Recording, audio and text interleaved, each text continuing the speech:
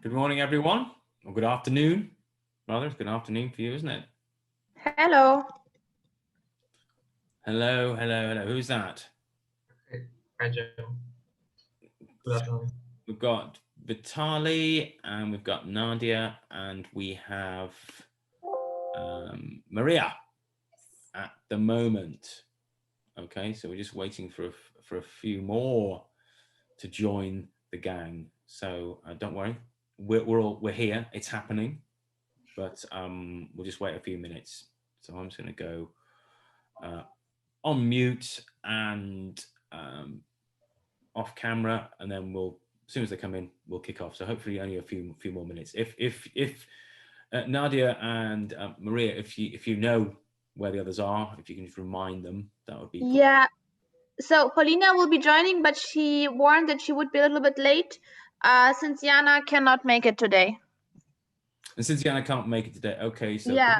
So we still got waiting for Max and for Natasha. Yeah, that's right, Max and Natasha. I'm not sure whether Natasha will be able to make it either. She hasn't told me anything, but I think she's in a meeting this afternoon. Okay. So possibly Max then, and maybe Paulina. Okay. Well, we've got the most important people here. Me. And also we've got the most important people are Nadia and Maria, who are at the moment my favorite students, favorite delegates, because you're obviously committed to this course. That's very good. Okay, well in that case, let's just carry on. This is probably not going to be a long session, basically, because the numbers are down, and I note that the discussion forum and the assignments weren't really engaged with over the last few days and the weekend, but that's fine. That's fine. So if you're happy, let's just press on. And if Paulina joins and Max joins, then that'll be great. And maybe if Natasha joins, even better. But it will be on video for them to pick up later on. Okay, can you all see the screen with Albany Academy in the middle? Yeah. Excellent. Yeah. Right, let's just crack on. A short notice. Max just wrote us that he'll be later because of the internet connection problems. Okay. But he will join us. He'll be joining. Okay, that's fine. Well, we'll carry on anyway. Otherwise, we'll be waiting for way into your evening, because it's 2 o'clock there, isn't it now? So yeah, we'll carry on. Okay, so this is session 4 of the module, the last session. So you'll be pleased to know, or maybe you won't. Maybe you'll think, oh, let's have some more of this. Lesson brief. We've all been through this. A tech check. Yeah, all pretty standard. Yeah, same sort of stuff. But let's have a little look. No, I'm not even going to look at the LMS. You know whether you've been on the LMS or not. That's fine. And the app library workbooks. Well, I know Maria and Nadia. I'm pretty sure you're both on the system. Is that right? You both got your workbooks? Not yet. Oh, right. Okay. Not yet. No. Okay. Oh, hang on. No, Nadia, you've got yours? I have it. I mean, I just haven't opened it right now, but I did log into it and everything. That's fine. Okay. That's fine. At least you've got it. That's the main thing. At least you've got it. Now, what has happened to my screen? It's just disappeared. Where's the I'm just going to end this show and start again. I don't know what's going on. There it is. Sorry to interrupt. Just can you please remind me how can we access this LMS platform, but the second one where the handbook is, because I tried accessing it this morning, but I don't know, maybe I forgot the password, but apparently it's not the same one that we need to use for the course itself. Yeah, that's right. Yeah, the password. Let me just go through. I can go back to that now. To the app library. It's a good thing. Okay. Right. The app. So you're on the system. You have accessed the system. The system is saying you've accessed it. So if you've got your mobile phone, and the app, and you click on the app, What does it bring up on the screen? I've tried it only on the PC, not on the mobile phone. Ah, okay. It's better on a mobile phone. But when you've registered, which you have registered, using your own email and a password of your own choosing, yeah, then all you need to do is put in the code. I think it says use code.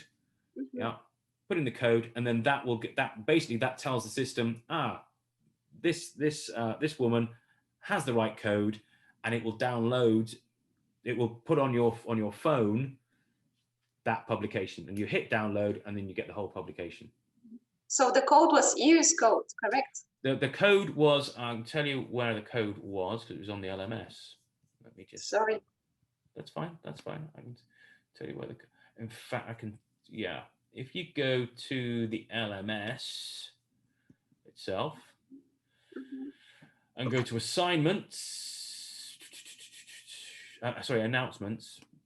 Yes. You should have received an email, and you can get this on the LMS.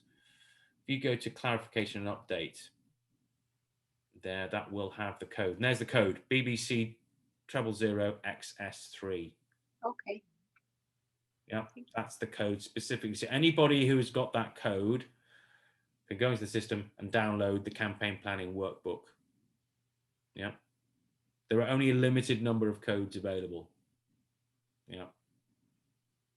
So BBC, all lowercase, 000XS lowercase 3. Okay. Yeah, Natasha just sent an email saying she won't be able to join. Okay, that's fine. That's fine. Right, now let's go back to my where is it? I seem to have lost my my screen. There it is. Excellent. We're back on schedule. All right, okay. Let me just go through to that screen there. Okay, module objectives. Yeah, as you know, the module objectives, there they are. They're the ones that were in the pre-training survey. We've done that. For this session itself, we're going to look at monitoring the effectiveness of campaign activities, measuring the impact and outcome activities, and understanding a holistic approach to campaign. That's sort of going back, and it's a bit of a summary as to the holistic nature of campaigns. Now, the first session, the first bit of this was to be a review of the discussion forum, which you guys did or did not. Yeah. So we were going to have a big discussion over, let's have a look, assignment 3. There we go. We'll bring that up. Assignment 3 to 4 alpha. But no submissions were made. So that's a bit of a shame, really. But we can discuss at this point what that assignment actually asks you to do. Yeah, so I'm going to bring it up. Here we go. If you remember from the last session we had, which we talked about implementation, yeah, and therefore content and activities, what content you're going to produce and what activities you're going to run as part of your campaign. This was actually part of your assignment. Yeah. So you guys were working on you guys and girls were working on the concepts of 2 different campaigns. One was gender-based violence, yeah, and one was recruitment to CSOs. Yeah. Were you 2 in the same syndicate? Nadia and I. No. No, you're No, okay. That's great. Fantastic. So you're in different. Nadia definitely was doing CSOs, and Maria, which one were you doing? Yeah. Okay. Yeah. This what I've got on the screen here is what I want. It's meant to help you define what content and activities you would do as part of your implementation, yeah, for a campaign. So this is a template which is also included in the campaign framework template, the entire framework, which is available on the LMS for you later. So the things that you should have been applying a bit of brain power to was to thinking, okay, if I do have my strategy, I've got my theory of change, I know what change I want and how it's going to work, and I've got my message in my message house, yeah, my don't mess with Texas. How do I then translate that into actually implementation through content and channels? So here, using this matrix, you would define, okay, which channels should I be using? Which tactical channels? So, Facebook, should I be using Facebook? Should I be using Instagram? Should I be using town hall forum? Should I be using flyers, posters, billboards? Remember we went all through those. Based upon your audience, where is your audience going to be? We talked about that last time in implementation. Yeah.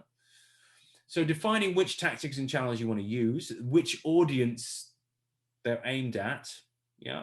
In these very simple campaigns, it's fairly straightforward. We defined, the females, that we wanted to engage with the gender-based violence campaign, and we identified which audience we want to work with for recruitment to CSOs. So it's quite easy, really, to put in which public you want to aim at.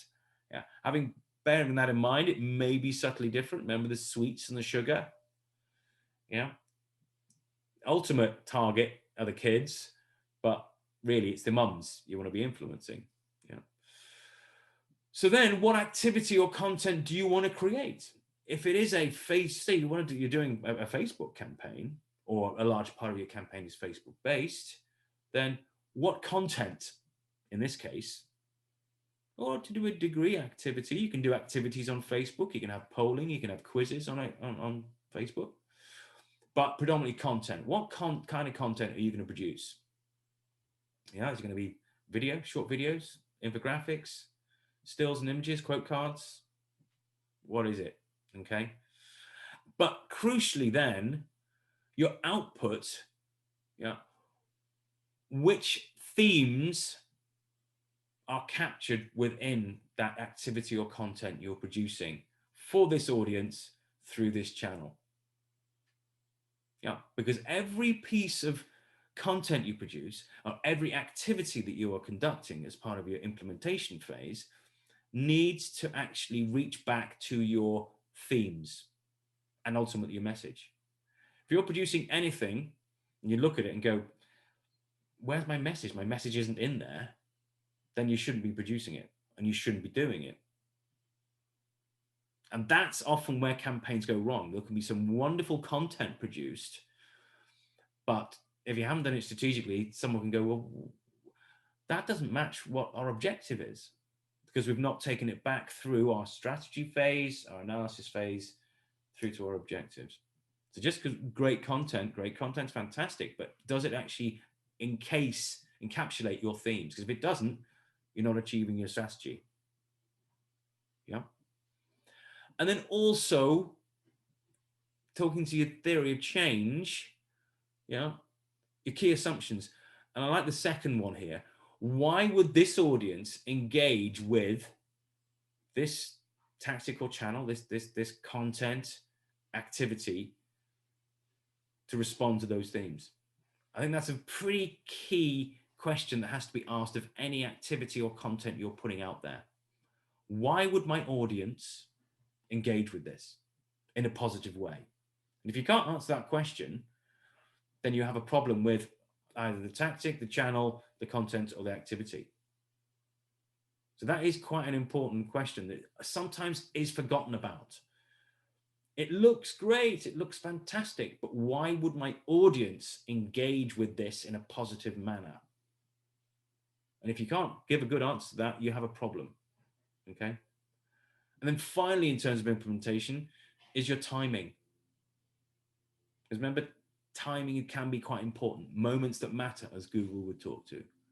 Yeah, are we doing this at the start of a campaign or 3 weeks into a campaign?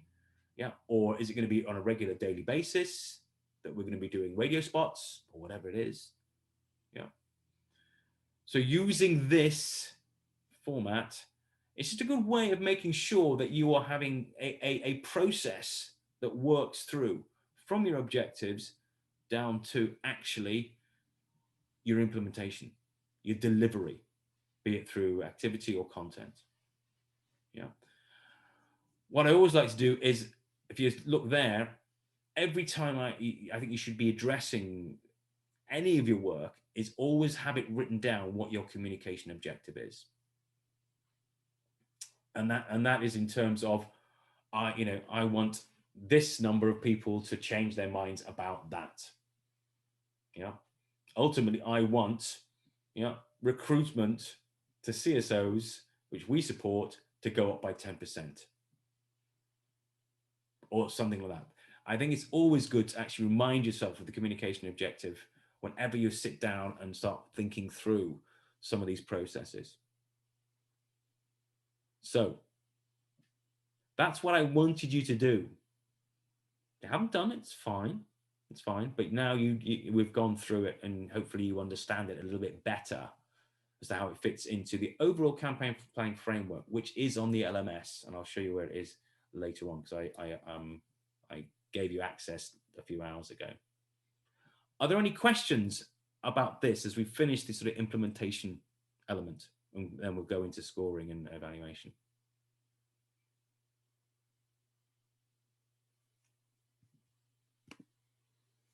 No? Okay, excellent. In that case, let's see if I can find my, where is it? It keeps going. Let me just go back down here. There we go.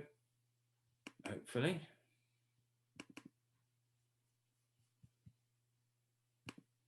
There we go. Right. I don't know why it keeps doing that. Slipping out. It's not time for coffee, by the way.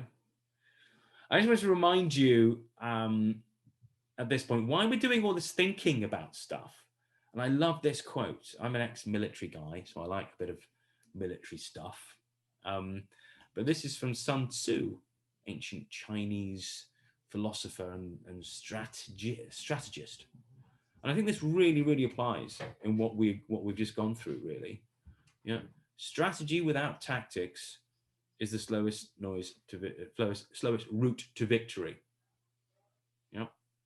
Tactics without strategy is the noise before defeat. And the process we have gone through is really making sure that you do have strategy to back up your tactics. I've seen too many campaigns that are full of very, very good tactics, but are never, ever joined up into any sort of strategic thinking. And that's where a real problem comes. People can receive content, can be engaged in it, but they don't really get what you're asking them to do. And they can be engaged, but just still confused as well. Okay.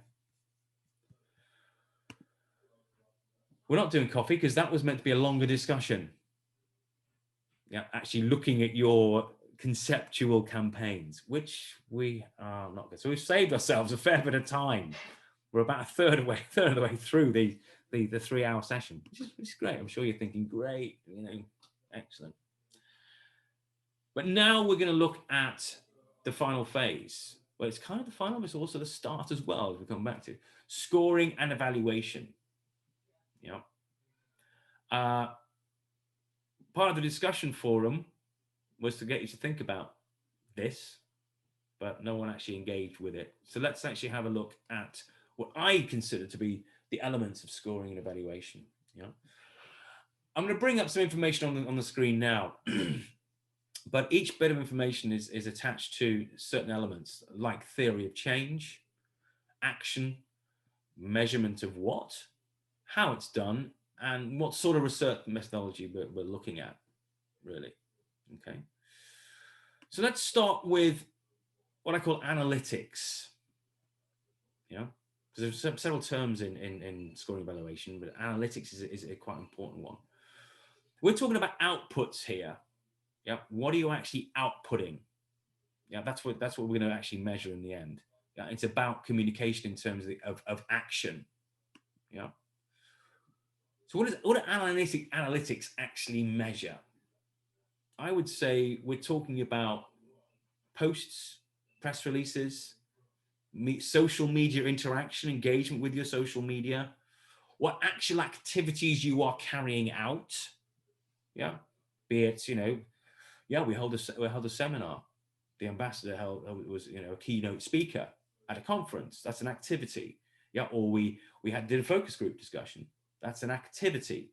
Yeah. And also content output. What are you actually producing which is going out into the wider world? Yeah. That's your analytics. How are we doing that? Well, we can look and see, well, how many people are sharing our stuff? How many impressions we got? How many retweets, say, visits to our website, views of something, attendance, media take up. Yeah, you're putting stories out to the media. Are they actually getting into the media or not? What are you publishing? Content visibility, etc. And that is largely quantitative. Yeah, that we're putting, we've put out this many posts. We've had this many shares of our post. We've had this many retweets. We've had this many stories feature in the mainstream media.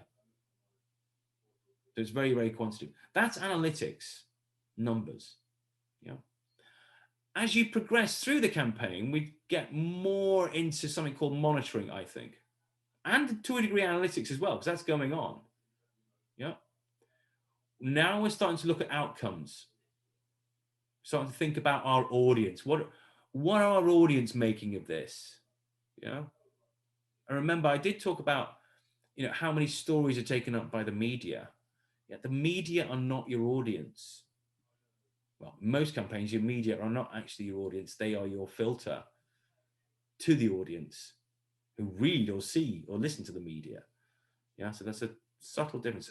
We are now talking about, in terms of monitoring, outcomes which are predominantly looking at how your audience is responding. Yeah, shares and retweets are not really how your audience is responding. It's very easy to retweet something. Doesn't mean to say I've really engaged with it. And actually, a lot of retweets are not even done by human beings in the days of bots. Yeah, a lot of retweets are even done by human beings. So what are we measuring now? We've moved from the analytics, which is really numbers. Now we're starting to look at the audience and the audience's awareness, their understanding, their ability to recollect something. Yeah, remember in Don't Mess with Texas, 73% of people within the first year could recollect this campaign is about littering. Yeah. What discussions going on regarding your issue? Yeah. Intentions, attitudes, and opinions towards what you are communicating through activities or through content via social media or the media. Okay, so you're starting to think now, how is the audience responding to this? Yeah. So it's subtly different. How are we doing it? Well, likes are different to retweets. Yeah.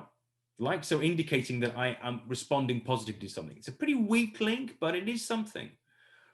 What about commentary? Yeah. Say on social media. Yeah. Oh, Paulina's now joining. Just gonna let her join. Hello, Paulina.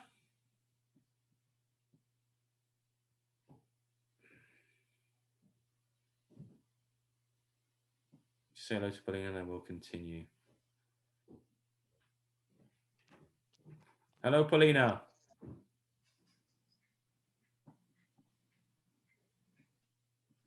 Hi, colleagues. Excellent. Good to have you along with us. We've started already, but don't worry, you can catch up if you look at the video when it's on the site later. Mm-hmm. Okay, so we're talking about monitoring here, yeah? Thinking about the audience. How do we understand, how can we assess how the audience are responding? Likes, commentary, what are the audience actually saying about what you are putting out there? Yeah, can be relatively easy on social media. Yeah, because there's commentary on social media. Yeah, I think gender-based violence is a really good thing. We should be doing more of that. Yeah. Oh, yeah, that's not. Oh, that's interesting comment. Yeah, to my gender-based violence suppression campaign. What is the commentary? Yeah, how are people responding? Responses to if you're putting out, say, an email shot. How are people responding to them? Yeah. What discussion is happening? You could do surveys, get the results back. So you could start going out and doing mini surveys of how people are responding. Did you see this? Yeah. What do you think of it? Oh, I think it's quite interesting. Would you respond to it in a positive way? Oh, yeah, I think so. I might consider it. Or, yes, saw it, not interested, nothing to do with me. Yeah, so you could be doing mini, on the street or through electronic means as well. So that's a mixture of qualitative and quantitative. Yeah, because not only can you get numbers that are responding in a positive way or in a negative way, you can also get a little bit more information, especially through surveys, but also through, discourse analysis of commentary. Is this a positive response or a negative response?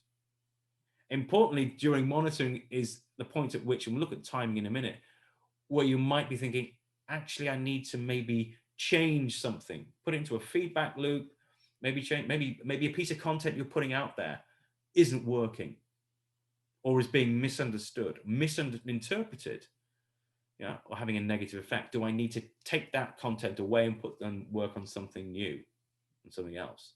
So that's monitoring. So we're getting a better idea of how the audience are responding to us. But ultimately, as we talked about with objectives, evaluation is ultimately about the impact and the change that we want. Are we actually getting anywhere? And this is looking more at the behavior, the action, and the contribution to your ultimate strategic goal. Are you contributing to that strategic goal of reducing gender-based violence in Ukraine? Or your strategic goal to support, whatever CSOs you're supporting?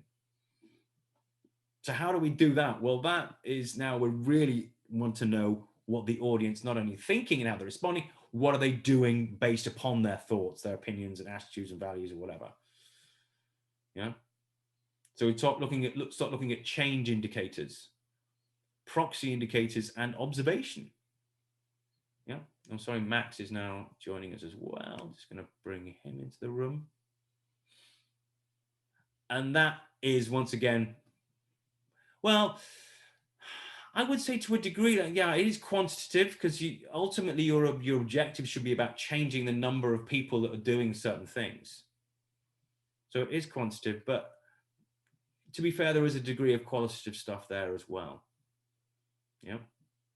Now, later on, we'll be looking more at change indicators, both direct ones and indirect ones, proxies.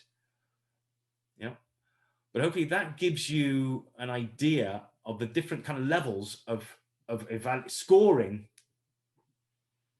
that you should be using, from analytics, which is largely about what you're doing, and a degree of what's happening with the stuff I'm putting out there, through to monitoring and a degree of analytics, which is starting to think about how is the audience responding to what I'm doing, through to evaluation, which ultimately is, am I actually achieving what I set out to achieve?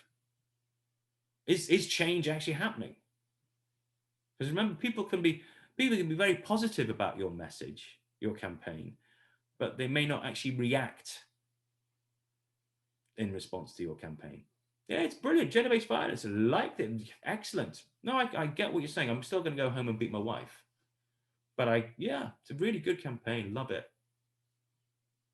Or CSOs. I think CSOs are fantastic. Great impact. I love the messages they're giving me about, taking responsibility as a young person to forge my world. But actually, I'm still going to go and join some commercial enterprise to make more money. So, attitude and response, two different things.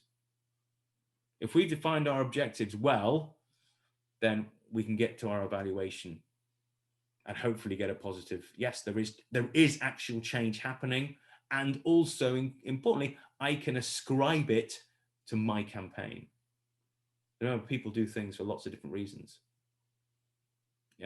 Is it my campaign that's actually contributing to it?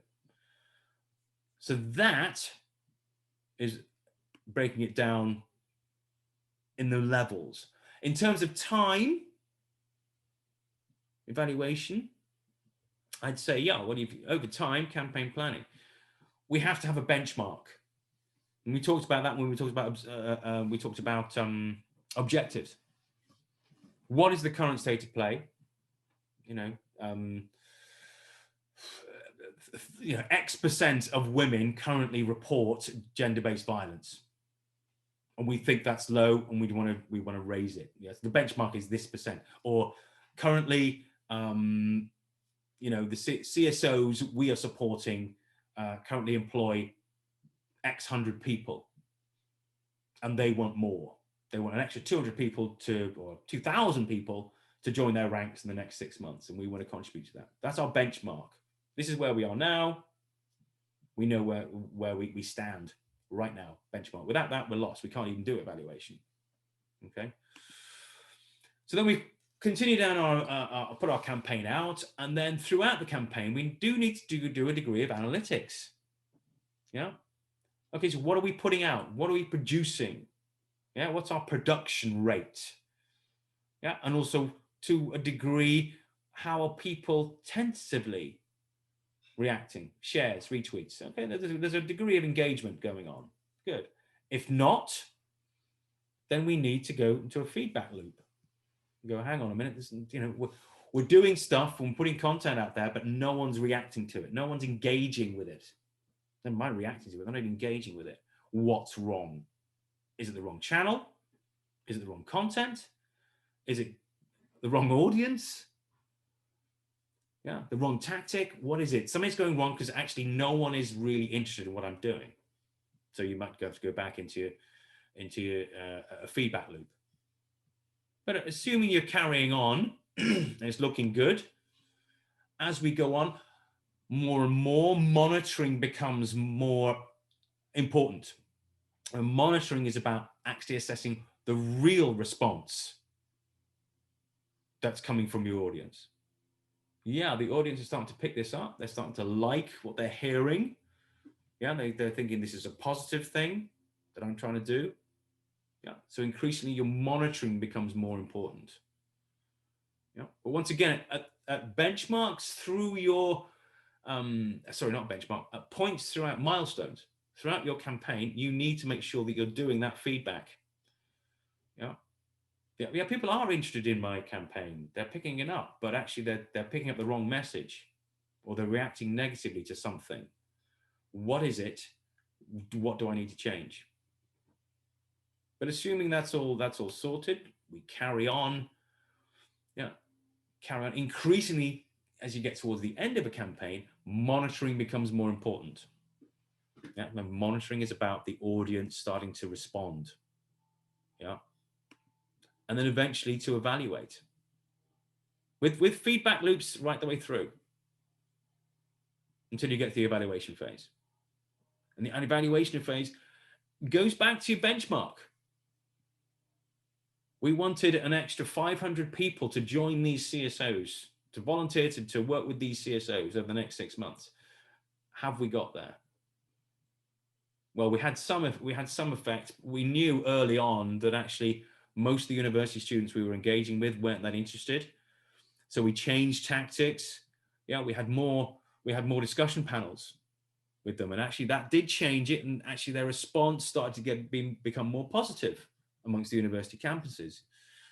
Yeah, as we went on, we heard that more and more were actually expressing an interest and were asking for details of CSOs, or were downloading recruitment pro formas. Okay, that's a good sign. But ultimately, how many actually then, joined those CSOs? Got through the application process and joined. That's the ultimate evaluation. I'd say in terms of that, I'm just thinking about that. That as a campaign objective, it's not that good to get people to join CSOs, because there's a certain part of that we have no control over. A better objective would be to get applications to CSOs, because we can probably control that during a campaign. We can't actually guarantee that those CSOs will sign them up. Yeah, the right applications from the right people to the right CSOs, something like that. But ultimately, we have to measure it through evaluation. The issue is sometimes, I think, with campaigns, is that we do mix up the analytics angle which ultimately is a measurement of performance. Yeah. How's the campaign going? Oh, well, you know, we put out 3 press releases last week. Well, that's great. You put 3. So what does that mean? That's a measurement of performance. Yeah. Analytically, I can tell you we put out 3 press releases. Yeah, okay. That's a measure of performance. That doesn't really interest me. Surprising how many organizations do measure their campaigns by how much stuff they put out. And they forget about that stuff's got to be engaged with and responded to. Yeah. It's the measurement of effect, the outcome and impact, which is done largely through monitoring and evaluation, which is really where you can get a proper sense of whether you're achieving what you're doing. So I put this slide up because actually the problem is too many organizations, because it's easy to do, let's face it, it's very easy to do, you know, if someone asks how many press releases you put out, how many social media posts did you put out? Yeah. How many seminars did you hold? Yeah. How many flyers have you put up? That's easy to count, but it doesn't always, in fact, most of the time, it doesn't really improve your evaluation and monitoring of your campaign. As Einstein said, yeah, not everything that can be counted counts, and not everything that counts can be counted. So I think one of the things I always I counsel with organizations is just because you can count how much stuff you're putting out and how much stuff you're doing, doesn't mean to say it really counts in the long term. At this point, are there any questions or points?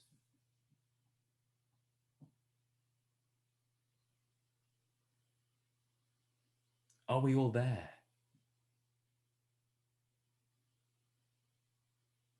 Excellent. Maria's there. Brilliant.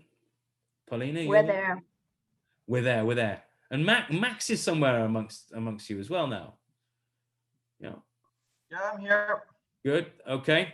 Super. Everybody's pretty happy with that. Okay. Well, let's carry on. What about what can be counted then? What sort of things can you? I'm bringing all these up. Some of them are less relevant than others. Oh, hang on. Gone too far. Yeah. Clip story and counts.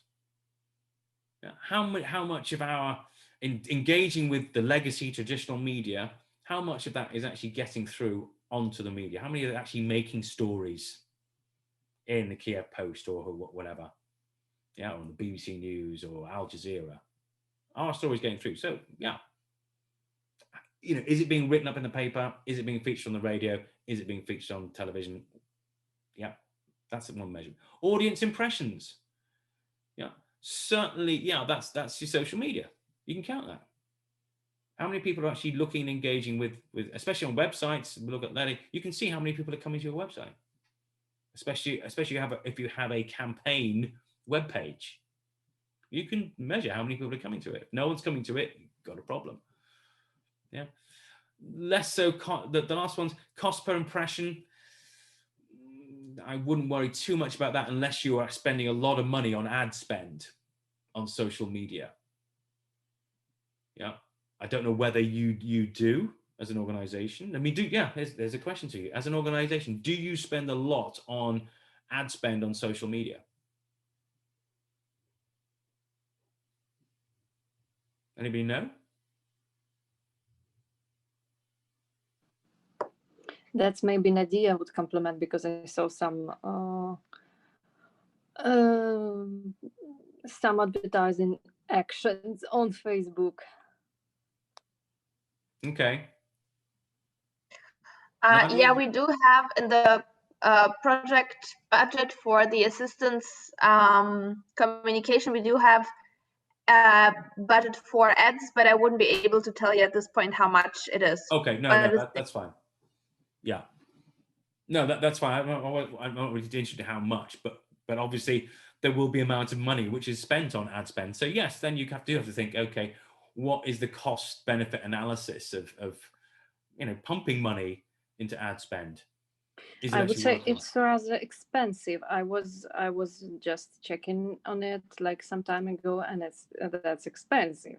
Yeah, Just it in is. general, I don't know if it's the policy towards Ukraine on Facebook or it's a policy in general, but it's expensive. Yeah, it is, and I've got to admit, unless if you're doing a national campaign on something which applies to a really wide demographic, then yes, I think actually ad spend is probably worthwhile. If you're doing a very specific campaign, highly targeted, then I always feel that actually ad spend it becomes less cost effective the more targeted your campaign is. The wider, then the more relevant ad spend might be. But it's something you do need to maybe count because it's an output, isn't it? How much is it costing me to output this? Then there's weighted media costs and advertising value equivalent. I'm not going to go into those because actually they're starting to go out in terms of public relations and communications terminology. But you can certainly measure tone and sentiment, towards your campaign. How might you measure tone and sentiment towards your campaign? Reactions on Facebook, different types of them. Yeah. The language and The tone language, yes. of Tone of responses. voice, Yeah. of comments. Yeah. Other ways?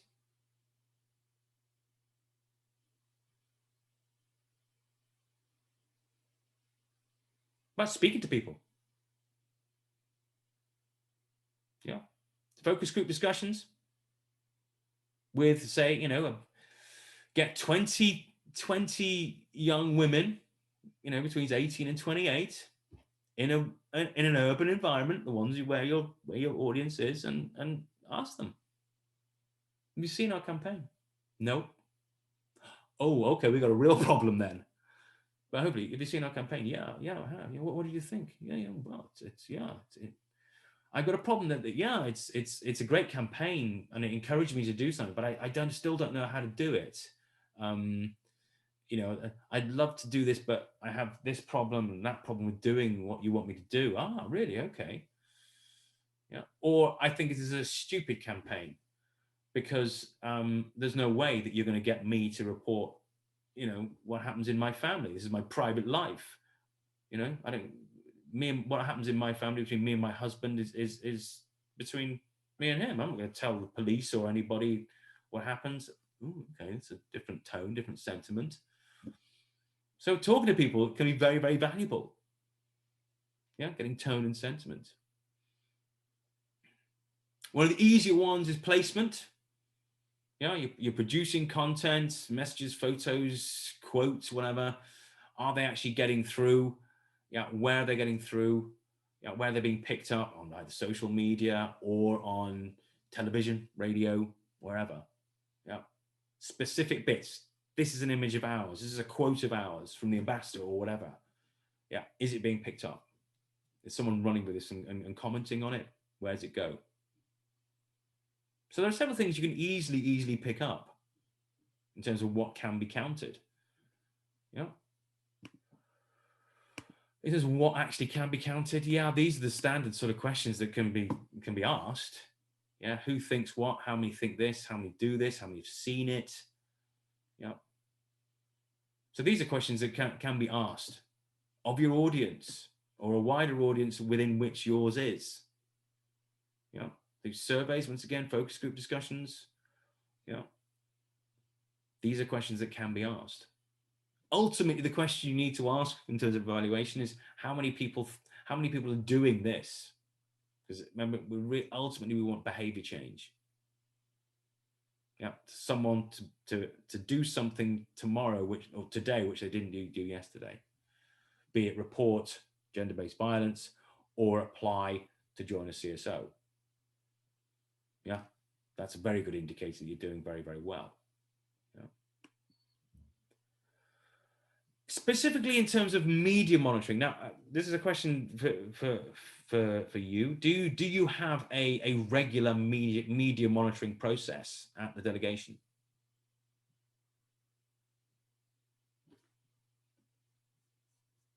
No, Nadia fell out the room. It's probably a question for her, actually, isn't it? Yeah, Nadia has a substantial media monitoring reports. At least we see them every week. And in terms of our section, we also monitor press, and we are sending daily reports on the EU's mentions in general. Okay, EU mentions. Do you assess them in terms of? I'll bring, you know. In terms of tone of voice, no, Yeah. but we divide them into statements on the EU in general, statements by Ukrainian officials, statements by EU officials. So it's rather like not a monitoring in itself, but it's rather an evaluation of or overview of the informational landscape of the day. But it's also, I mean, it's also a tool to monitor the situation, I guess. Yeah. Okay. So you do. So I mean, what I'm going to bring up here is what is often used in the UK. I'll bring them all up. This was actually designed by Westminster Council in the UK, and it's kind of been seen as the model to be used. It was designed about 15 years ago, where yes, you will pick up, you know, who's talking about the EU generally, the EU delegation, maybe a specific issue around which the EU delegation is very interested in, and then looking at whatever's in the media and then making an assessment based upon, you know, either it's very positive. Especially if we're running a campaign, this is a lot easier. Very positive, a little bit positive, neutral, a little bit negative, or very negative, and giving it a number. Yeah.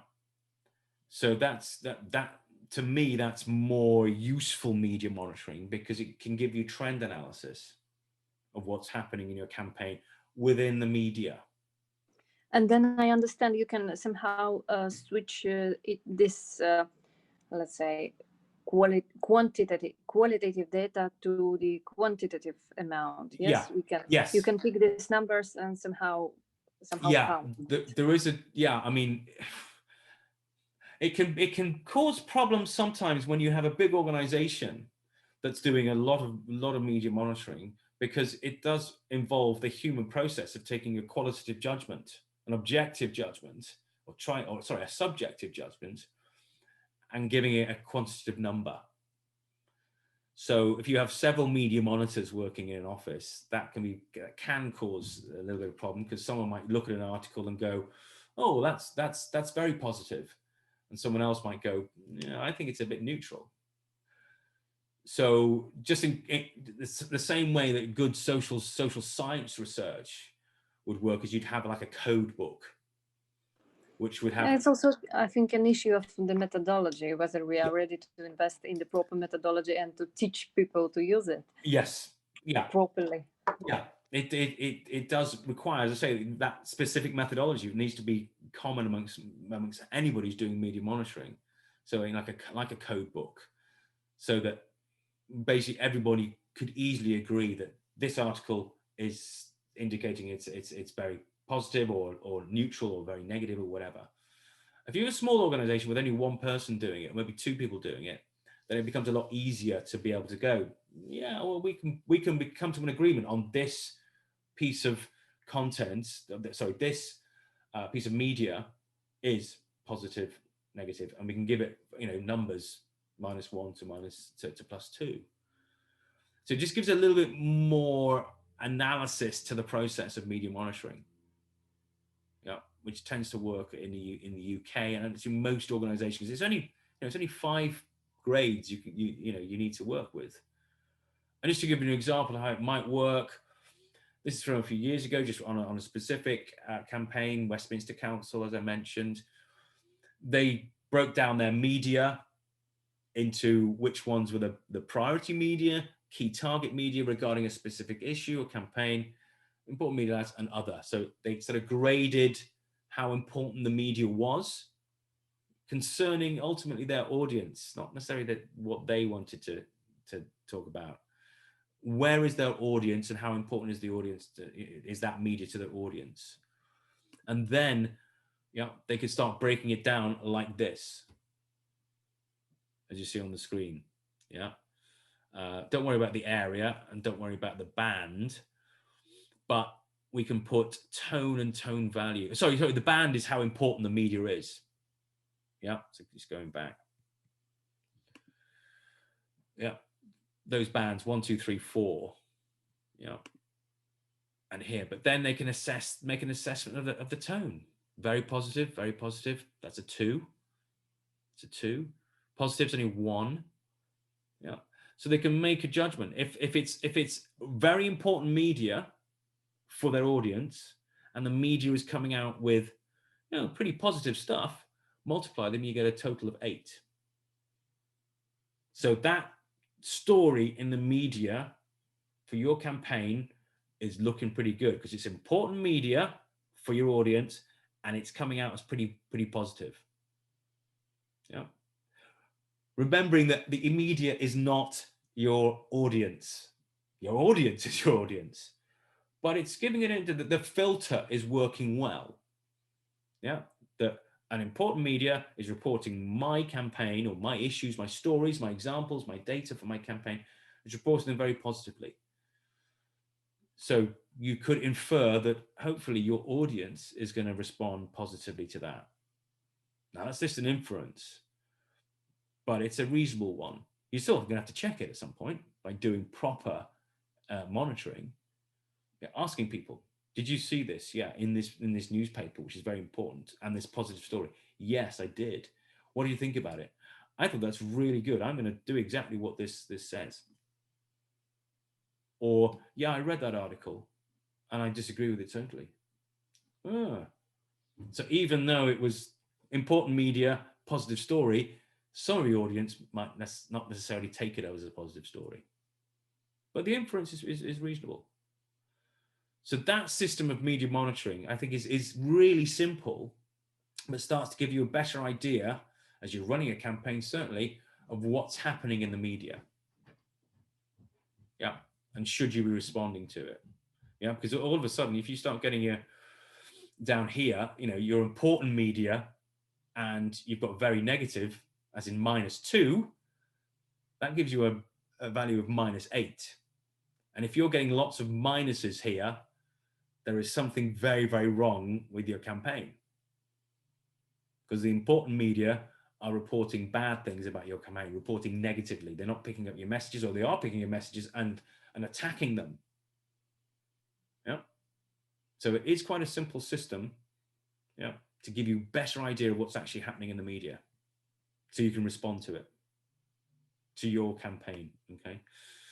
And you could actually do all sorts with it. Then you can put it on graphical terms, whatever you want. Okay. And it's quite good, if you're the ambassadors, you're running a campaign, the ambassador's fully engaged in it, and he says, what's happening in the media? You can start giving him a bit of a trend analysis, just not telling him, oh, this was reported in the media, and that was reported in the media, and that you can come back and go, actually, this is what we think it means in terms of how important the media is and what the sentiment of it is, whether it's positive through to negative. This gives a better idea for anybody what's actually happening in the media. And you can do it over time. There you go, that's over time. Start a campaign, end a campaign. And throughout, feedback loops included. Okay. Any questions at that point?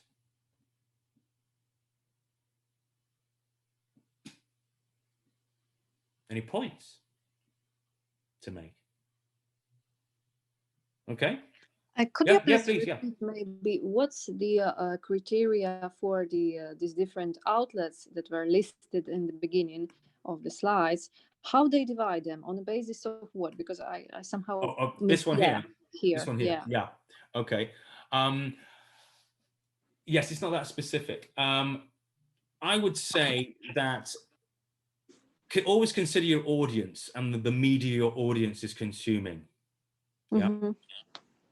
And then prioritize, and then give them these 4 bands. So let's use an example. Suppose we are talking about the gender-based violence campaign.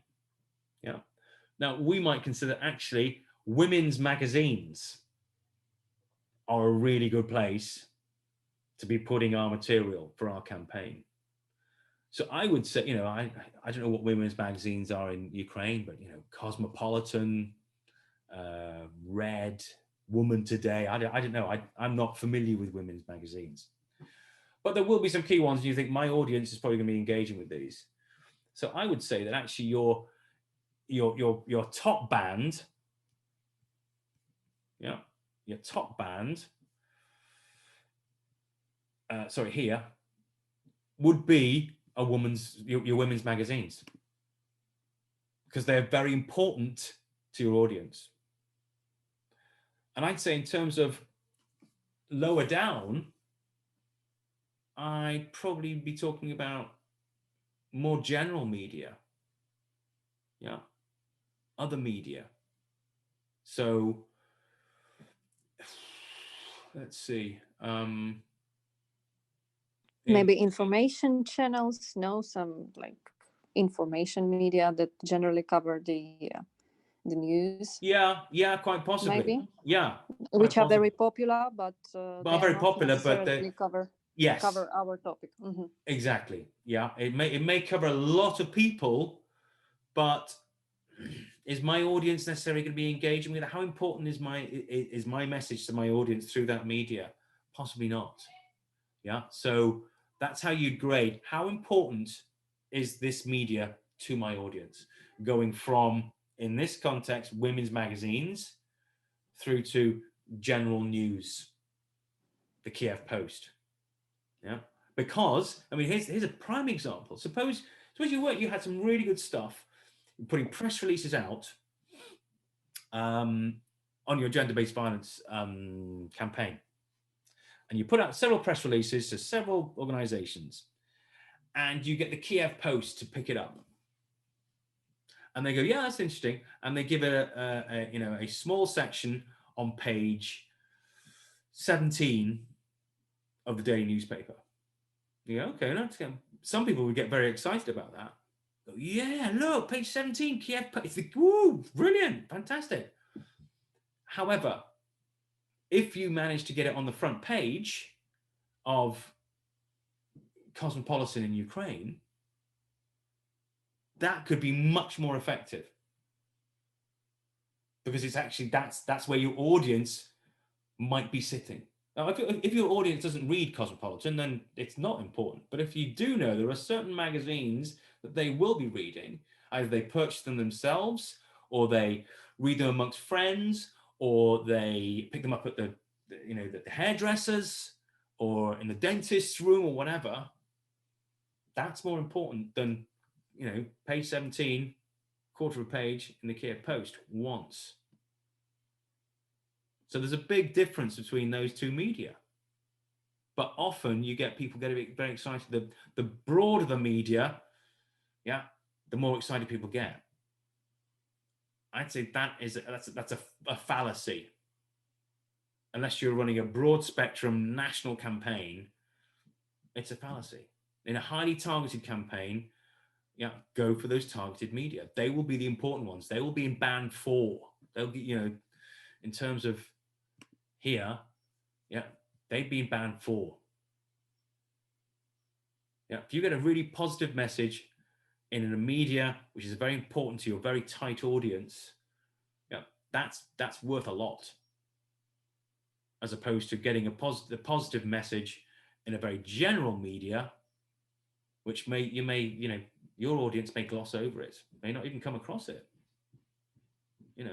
How many young women, I mean, I know the Kiev Post is an English-speaking magazine, but how many young women of your target group spend time reading the newspaper? Probably not that many. They might go on the internet and read it, but in terms of the print newspaper, they're probably not going to read it. In terms of print, they might read a magazine. You might get eyes on. Okay, so that's how you would demark those bands of 4. Which ones are most important to your specific audience? And I'd say by and large, the general media only score, they're in band 1, I think, with a score of 1. And your more targeted media, they go to 4. Does that make sense, Paulina?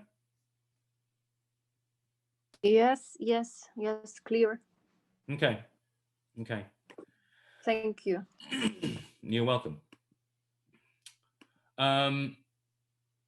Yeah, we've kind of done this, but I wanted to just, these questions that you should be asking yourself all the way through a campaign. Yeah.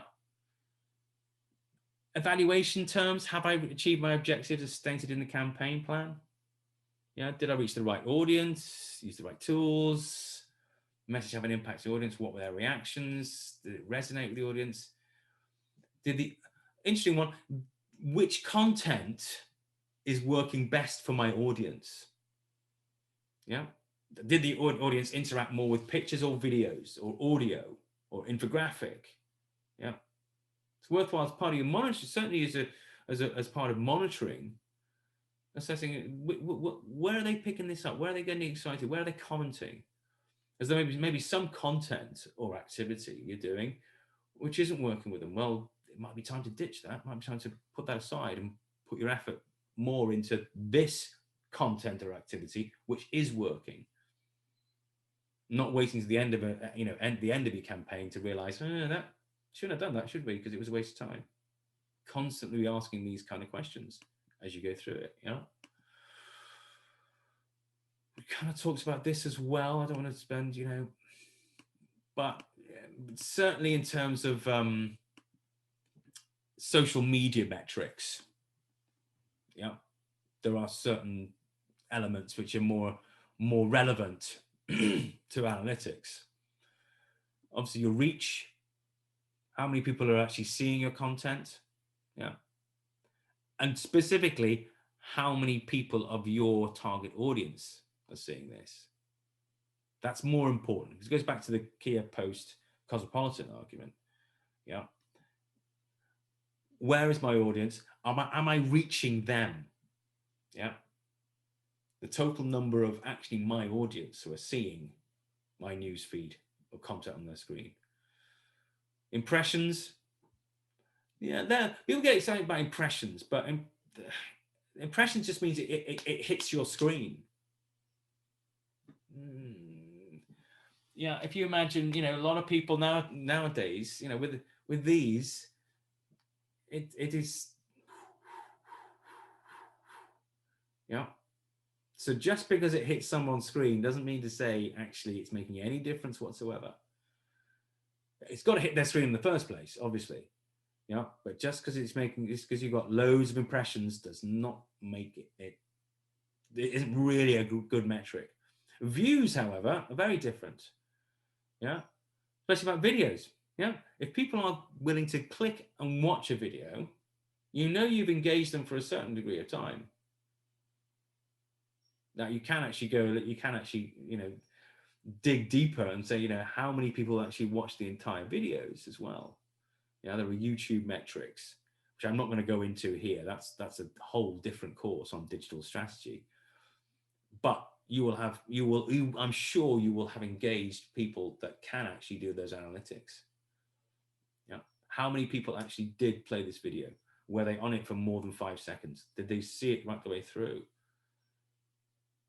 So that is quite a good message. Number of clicks on your ad, your post. Well, yeah. Yes, you are engaged. So it comes across a screen and someone goes click. Well, it is a degree of engagement. It's a degree of engagement, but it's not. Now, how many times have you clicked on something to then 2 seconds later move on? So just because someone has actually, you've enticed someone to click on something, it is a degree of measurement, but not a very strong one. It's a very weak link. I would just add with these clicks that they work very well with stories. When, for example, we with Nadia have discovered a possibility to link the links to the stories, to attach the links to the stories. For example, when we are posting something like the EU statement or something like that, you can actually spot the number of people which have followed your link, and it's rather useful, even if these numbers are not necessarily very high for the time being. But I guess it works with stories and with Instagram. It works. Yeah. No, I mean, don't get me wrong. I think it is a measurement. How many people click on a link you have presented to them. But in terms of true engagement in your, especially in campaign terms, true engagement in your messaging, that doesn't necessarily translate right the way through. It is an indicator. Yeah, people are clicking on this link. Lots of people are clicking on this link. Okay, you've got to assume that if people are clicking on the link, they have a degree of interest in what you're saying. But as they click onto the, and bring up the link, how long do they stay on that? Do they actually read through an entire article, or look at an infographic? Yeah, it's quite difficult to tell how much engagement they're doing once they've clicked through that link. But yeah, it is still a useful indicator. We'll come back to indicators later. It's still a very useful indicator that something's happening. If no one was clicking on your link, you'd have a real problem, wouldn't you? See, at least in terms of analytics, people are at least clicking on that link. So yeah, absolutely. Demographics and geographical locations. Yes, I mean, they are very important, especially in defining where you've defined your audience. Yeah, where am I picking up? Especially we won't look in detail, but website analytics, very useful to find out where people are actually looking at this. Yeah, I mean, Ukrainian language probably going to be picked up in Ukraine, but if you're doing an English language campaign, it could be all over the world. And if you're trying to influence someone in your country using an English language campaign, but most of the interaction is happening in the United States, not really worthwhile, is it? Because you don't need to influence people in the United States. You need to influence them here. That doesn't really matter so much with someone like Ukrainian language you might be using as part of your campaign. And let's face it, you will be using, I imagine, Ukrainian language for your campaigns. Both the campaigns you've mentioned. Yeah. Okay, it's a question. But would you but these campaigns you've talked about, gender-based violence and CSO recruitment, what language would they be in? Well, with gender-based violence, I guess it would be Ukrainian and English. I mean, English just a supporting language. Not we are trying to focus all our campaigns in Ukrainian. Yeah. To Ukrainian audience to adapt them. So yeah, I guess it would be Ukrainian. But I know some of the, for example, Nadia's campaign are run in Russian as well. Yeah. because they target the audience from the east of the country. Yeah, absolutely. Good. Okay, that's fine. Yeah. I mean, but interestingly, if you were doing a campaign in Russian, then it'd be worthwhile just checking out who's actually engaging with your material, especially on your website. And if you get 90% of your audience are actually based in Russia, you think, okay, that's great. My campaign's doing really well, but with the wrong people. So that's something to consider in terms of evaluating the success or reach of your campaign. In Ukrainian, by and large, if it's a Ukrainian campaign, your audience is going to be in Ukraine. You might get the occasional people in the diaspora picking up stuff, but by and large, that's fine. But just worthwhile thinking about the demographic and geographic locations. We've already kind of covered this. Yeah, the likes, the comments, the shares. Yeah. Likes are probably more important in terms of your monitoring. Likes are a positive response. Having said that, to do a like is an extremely easy thing. It's a weak link. Comments, more relevant, especially as comments, you get a sentiment. Is this a positive comment or is it negative? Yeah, so comments can be very, very powerful. Shares, just because I share something doesn't mean to say I like it or not. No. So shares are probably probably the weakest of those links, but we've already sort of talked about them when we looked at monitoring, analytics, and evaluation. And impact. I'll bring up these two here. Yeah. Impact ultimately is about your strategic goal. Yeah. In terms of metrics on social media and engagement, impact can be used to explain this level of engagement. And is it sustained constructive or sustained antagonistic? Yeah. I'd say the one to watch out for, obviously, yeah, you want to have constructive engagement. Yeah, positive responses to your your social media. Absolutely, you want that. But in today's wild west in which you enter when you're doing a social media, your campaign is partly run on social media, is you will come across sustained antagonistic content, especially if you're doing something like a gender-based violence campaign. You're gonna, there are people out there, there are automated systems out there which will be antagonistic, some pretty nasty as well. Trolling, there are whole volumes of books and studies done on trolling now. As I said, bots, a lot of them are totally automated AI that are now doing that. I can't remember the figures of a huge amount of retweets on Twitter are through bots, often antagonistic as well. This is human nature. Yeah, it's playing on the emotions, and antagonism is quite a good string to pull. So you do have to be aware of that as part of your evaluation, because you might be coming back and going, our audience is really loving our our messaging, but boy, are we getting some negative stuff coming in as well.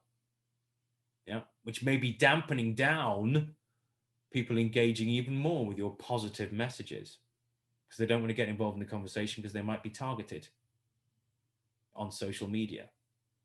So it's very worthwhile just not only being aware of antagonistic engagement because it's just a bad thing, but it could be having an impact on your campaign as well.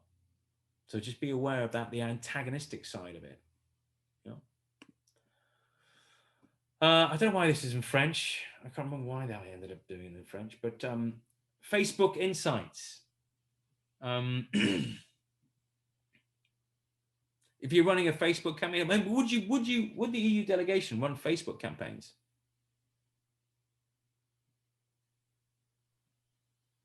Yes, we're actually doing that already. Yeah. Okay. Great. I'm not surprised at all. Do you directly have access to a degree of analytics on Facebook? Yeah. Yeah. Okay. So that's fine. So you know what you can get from Facebook Insights. Yeah. And I imagine likewise. Yeah. So I'm not even going to go through Facebook Insights, but except the fact it does give you a lot of information. Google Analytics. I imagine that if you're running a website campaign, as in you've got a campaign website, I imagine similarly you have analytics on Google. Would that be correct? I don't think we actually use Google Analytics a lot. Okay, that's fine. I assume you do have access to analytics, the back end of your main website, though, yeah. Oh, the website. It's another struggle. I don't know even how to how to approach this point, but it's difficult. I don't know whether we are having some analytics, but I need to check. On that. But we have like with our website, which is an official EU website, we are having some really technical issues, operational things to sort out. Okay. Yeah. No, it's a struggle. Yeah. I can understand that. I can understand that, especially when, if you EU bureaucracy. Oh, bloody hell! Sorry. Yeah, bureaucracy is very difficult, especially when running websites and stuff like that. So if you wanted to, you're running one of your campaigns and you wanted to actually create a web page to support your campaign, how easy would that be to do?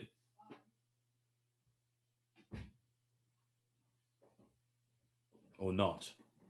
If we wanted to have a dedicated website for a given campaign. Or a web page as part of your website? Well, the second one would be probably pretty impossible. Okay. For the reason that Polina just, I mean, it's a whole saga about our websites. So let's not delve into this. For Okay. a dedicated website, I mean, it would be possible depending on what exactly would be the sort of objective of the campaign, and to what of which of our projects it would be tied, and what would be the capacities of this project and their budget. So yeah, it would be possible in principle, but it's not a given. Yeah. Okay. Yeah. No, I get that. And I imagine even if you wanted to raise, to say I want a campaign website, I imagine that there would be lots of hoops you'd have to get through regarding branding. How do we, if this is an EU delegation campaign on a campaign website, what about the branding, all that sort of stuff? Or do we want to white label it so no one can actually see it's ours, or what? Yeah, I'm sure it's a minefield. But setting up a campaign website can be a very, very important part of a campaign. And if you did, all I say, if you did, you then have another capability to do a degree of measurement and analytics through Google Analytics, or if not, a specific website analytics, which would be set up by your webmasters or any agency you'd use to do it. I know that I would just add that some of the projects on Nadia's side, on assistance side, they were back in the days before the GDPR adoption. They were using some free tools like to create websites like Tilda, for example. Mm-hmm. Mm-hmm. And it worked pretty well. But now, I don't know if it would be just possible in terms of GDPR, in terms of all the rest. I don't know. Yeah, GDPR. That raises its own issues. But you work. If you work with GDPR, then you can. You could go and say, right, we're going to set up a website. As long as I think the branding thing would be an issue, but you could go and do that, and it could be quite simple to do. Yeah, to set up a website where resources could be corralled. Yeah, about CSOs, about gender-based violence. Yeah, with links to external links. You could do that, and then you can do analytics. I'm not saying you would, because it might be too difficult, but if you were to have a campaign website set up for your campaign, you could have a whole world of analytics through something very similar to Facebook Insights. I haven't got the Google stuff on this, but Google Analytics will give you a lot of information as well. And that's fairly easily mastered. Now, most people who are vaguely familiar with internet technology, as in social media, could probably get a degree of analytics from it, quite a bit. Similarly with Twitter. If you're using Twitter, there are analytics you can actually look at as well to get a lot of this information. But I appreciate, with a website, could be tricky. Okay. So moving away now from the likes, the shares, the Facebook Insights, the discussion about Google and such like. I just want to bring another military campaign analogy, being ex-military. That if you're running a campaign, and often if it's certainly political campaigns do this a lot, that they'll often use military analogy for campaigns, where you'll have a ground element, an air element, and a cyber element. Yeah, any good military person in the 21st century would recognize they're the key factors in a campaign, a military campaign. But if we look at our campaigns, people still talk about, if you, in the UK, if someone says we're running a campaign, people still would talk in communication terms as ground, air, and cyber. So how does that work? Well, cyber is, digital and social media. Yeah. Air is the press and media, the airwaves. And then ground is, your traditional troops, feet on the ground, your face-to-face interaction with people. Yeah, that can be your town hall meetings, your seminars and forums, face-to-face. Now, I appreciate in the COVID world we live in, this is a little bit more limited. But the door knocking on doors to discuss people.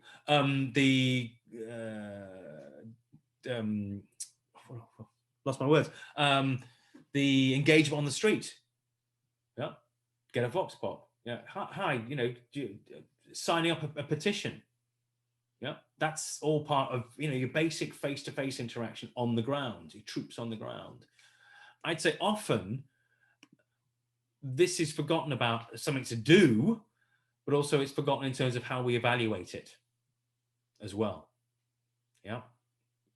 But it can be a really, really effective part of a campaign, getting in the face of people. Now, I'm not saying that the EU delegation are going to say, hey, Max, Paulina, Maria, Nadia, tell you what I want you to do is I want you to go and knock on some doors, or I want you to go and stop people in the street and ask them if they've seen this or seen that. That's probably not going to happen. But you may certainly involve an agency to do stuff like that. Would you not? Or have you done before? Yeah, well, I'm not sure about actually knocking on doors, but in terms of events, that is part of what our communications contractor would do for us. Yeah. Okay. Yeah. Events are probably the most common thing. Yeah. But certainly, the knocking on doors, the engagement in the streets. I mean, they tend to be the two main things that would occur with is either political campaigns or CSOs.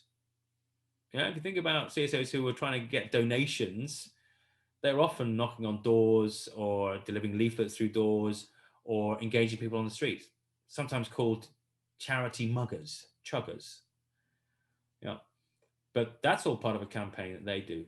But I can see that you probably wouldn't be doing that, but certainly the events, the traditional events, meeting people on the ground, meeting people in a venue, certainly in the pre-COVID days and hopefully the post-COVID days, that will be very, very common. Yeah. Think about how you'd measure that. Yeah. Getting sentiment from people there. Yeah. Getting names of people attending events. Getting email addresses of people attending events. Yeah.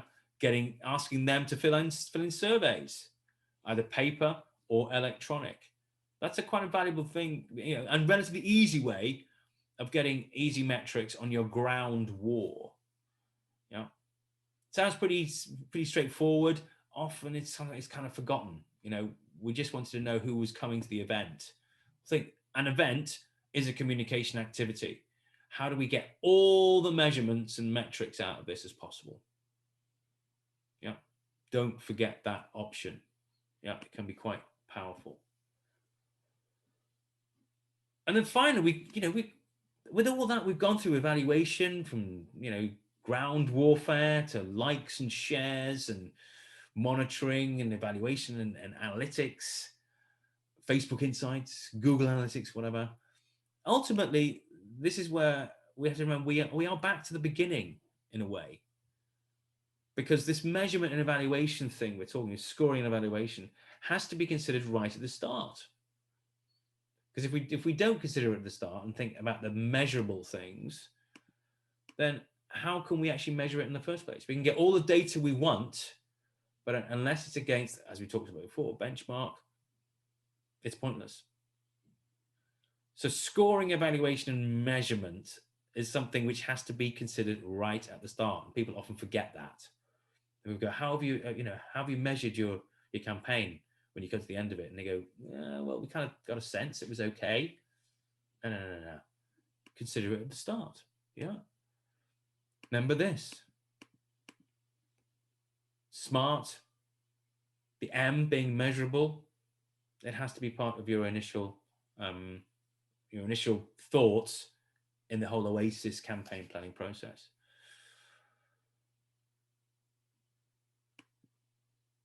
And then to think about, we've discussed this, your qualitative research that you do to not only as part of your analysis part, but it's part of your evaluation. What sort of things would you be doing to try and get any qualitative research regarding your campaign?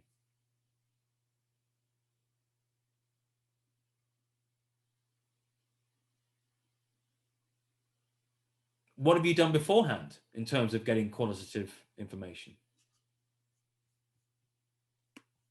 as an organization? You've run campaigns before. Tell me, what have you done?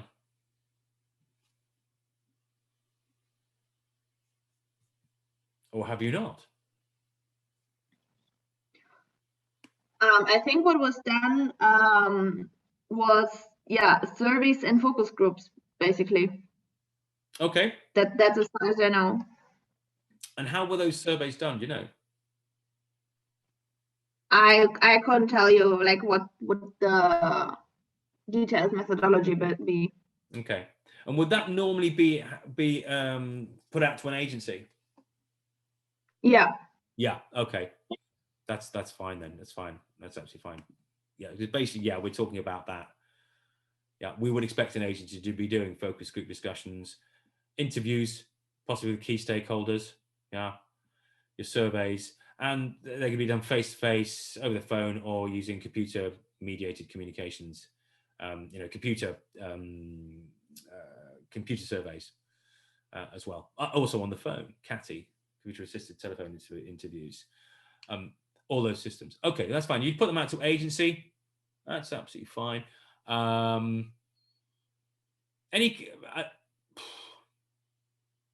you comfortable with asking agencies to go and get the information?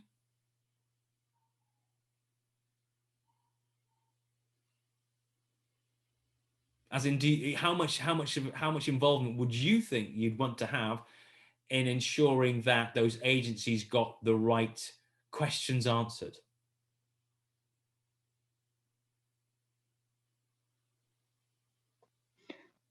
That's a good point, actually. I think we would want to review what they their methodology and what they have prepared in terms of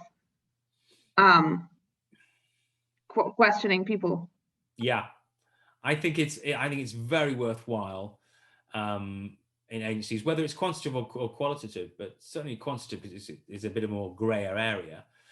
That I think a communication department engaging an agency to do that do need to be very, very closely involved in that, because you're spending money for them to go and answer questions. You want to make sure that those questions are properly answered. Currently, I'm dealing with another government organization in another country where they've done it themselves, and their boss is a sociologist, social science researcher, and he said, "Don't worry, I'll go and find out the answers for you." This is to do with a campaign, benchmarking a campaign, and he's put out the survey, and it's a really good survey. It's going to come up with some fantastic information, because it's written by a social science researcher, but it doesn't address the very question that the communications team needed answered regarding their benchmarking. So I've seen this happen before. I think it's quite important that you don't just go, can you go and find that out? And just tell an agency, go and find that out, that you are engaged in, the process. They go, okay, these are the questions we think should be posed. This is the sample group we think we need. And actually making sure that you're happy that those questions will answer your, the questions you need to be addressed. So these are quite important in those terms, engaging with an agency. Similarly, in quantitative, I want to ask you the way, if you're giving it to an agency where this is the sort of thing they'll be doing, surveys again, questionnaires, cross-sectional, longitudinal over longer times, cross-sectional over lots of different disciplines and areas. But once again, I think it's worthwhile you making sure you are engaged in that process as the communications people, not just saying, there are the questions, go give us the answers. I think it's quite important you do spend time going through with any agency. Any good agency will want you to. Yeah, I don't know what they're like in Ukraine, but the good agencies in the UK, they will want to make absolutely sure that when they produce a report to you, it is exactly answering the question you asked in the first place, your RQ, your research question. So don't put that off and it's just hand it off to one agency. Definitely engage them with them. As I say, the good ones will want you to engage. But ultimately, in terms of coming right to the end now of the evaluation process, there are two types of indicators ultimately we need to know whether we've actually achieved the big idea, yeah, or we've contributed to the strategic goal. And they are direct indicators or indirect indicators. Yeah, indirect indicators called proxies. Yeah, I mean, these are the sort of things that, yes, you may have asked right at the start of your objective. Yeah, that you might want to know the numbers of people who've done certain things because that's what you want them to do as part of your campaign. Claim or reject your ideas, support your message, sign a petition, join an online discussion, whatever it is. That's fairly straightforward if you've defined it well in terms of objectives, then benchmark. Yeah. So direct indicators, they're fairly straightforward. Yeah. Are people doing what I wanted them to do? The problem sometimes can be the added caveat to that question. Are people doing what I wanted them to do because of my communication? So what's worthwhile adding that at the end, because of my communication? Because there may be other things happening, other causal links that are happening to cause people to do stuff, yeah, which may have nothing to do with your communication. It's something else which is causing them to do it. So always link it back to that, even a direct indicator. Yes, people are doing this, and that's the stuff I want them to do. Well, that's a good indication, but is it because of my campaign? Ultimately, from a strategic point of view, it doesn't really matter because people are doing what the organizations want them to do. But from communication point of view, yeah, especially if people have given you a load of money or resources to do a campaign, they'll want to know, well, yes, they're doing this, and that's what you wanted them to do, but was it because I gave you all that money and you did this thing? So it's worthwhile just thinking, is it due to my campaign? However, sometimes we have to look at indirect indicators. Yeah, sometimes called proxies. Yeah. When we can't measure something directly, there's a lot of text on there. Yeah, but I do raise this little example of the sweets. Yeah. If we can't directly measure whether children are consuming fewer sugary sweets, and that can be quite a difficult one to try and find out without intrusion into family life. Yeah, unless you can actually speak to the children themselves, yeah, or medically examine them, which you probably can't. How do you infer through a proxy or an indirect indicator that your campaign is working if your campaign is to actually improve the health of children through the consumption of less sugary food? Then one indicator is sweet sales. Do sweet sales start to reduce over your campaign? Well, if they do, that's a reasonable proxy indicator that something is happening, that the mothers, who you probably would have been engaging in this case, are purchasing fewer sugary sweets for their children. Why is that? Well, hopefully it's because of your campaign. Now, just because mothers are not buying sweets doesn't necessarily, it's not 100% guaranteed that children aren't getting sweets from somewhere else, or sugary drinks maybe instead. But it is a reasonable indicator, pointing to there is a change happening, and it's the change in the right direction that you wanted and you defined right at the start through your objectives. Yeah. So proxy indicators can sometimes be very, very useful when you can't actually get to the direct measurement required. So proxy indicators can be very, very important. There is one caveat with proxy indicators, though, because they're slightly removed from the direct measurement. We have to be careful not to try and rely on a single indicator. And normally you should be looking at several proxy indicators, all pointing in the same direction, which would allow you to go, aha, yeah, there is change happening, and it's the change I wanted to happen. I can't tell you I can't pinpoint exactly to say there is the change happening, because there may be some reason why I can't medically examine all the children in the country. Yeah, but I can actually tell you that this is happening, this is happening, and this is happening. And they are all linked to a change, which I can't expose directly to you, but that's the indicator. So the use of several proxy indicators, and these are quite important. These are quite important in your theory of change, actually. Yeah, when you're going through your theory of change, making key assumptions that if I do this, if my message is got across here, then this will happen. Well, why should it happen? Well, if mothers don't buy as many sweets, sweet sales will reduce. Ah, well, there you go. That's a reasonable key assumption to make. So it's also part of your theory of change design as well. Okay. Because it's not just me that's said this sort of stuff.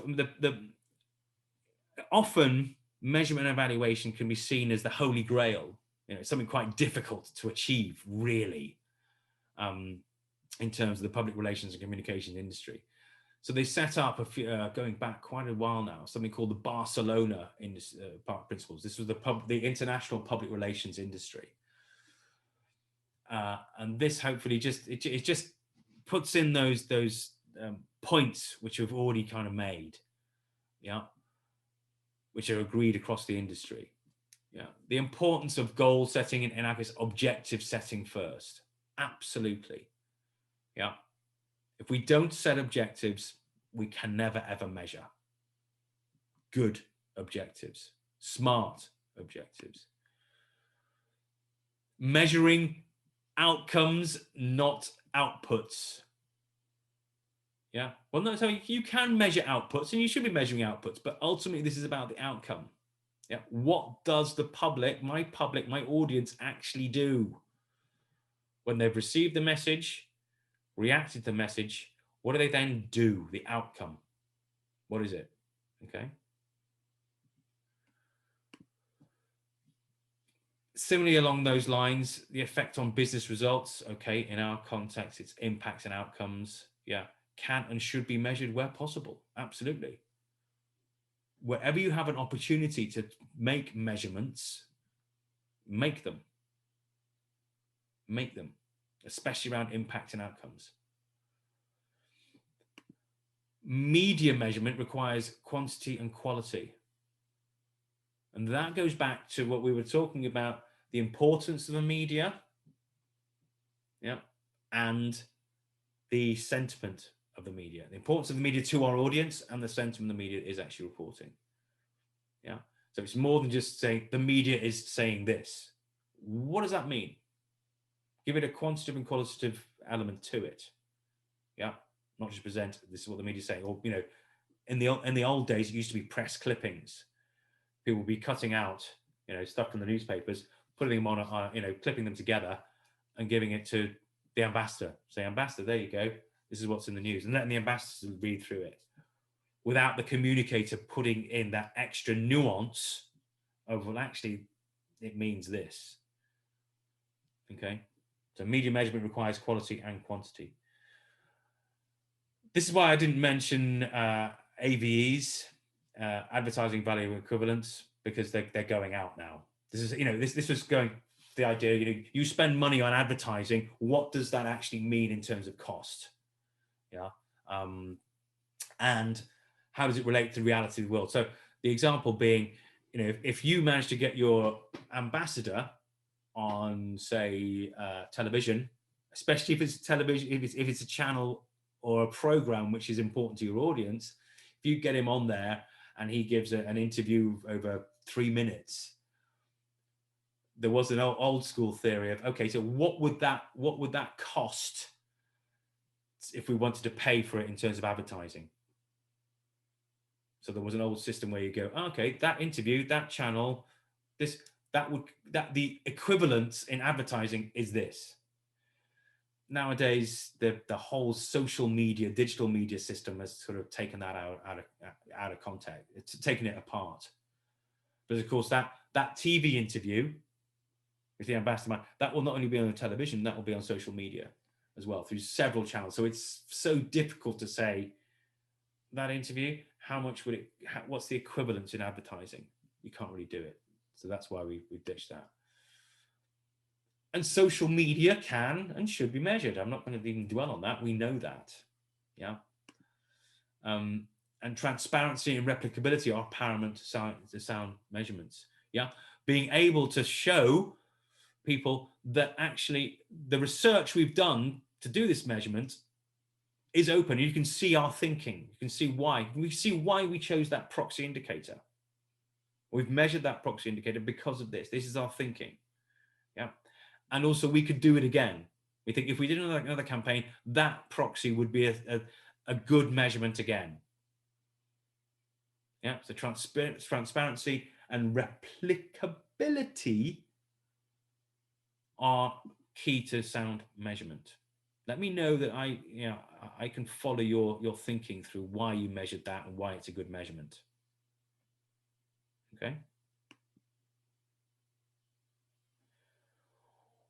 Are there any questions about this at the moment?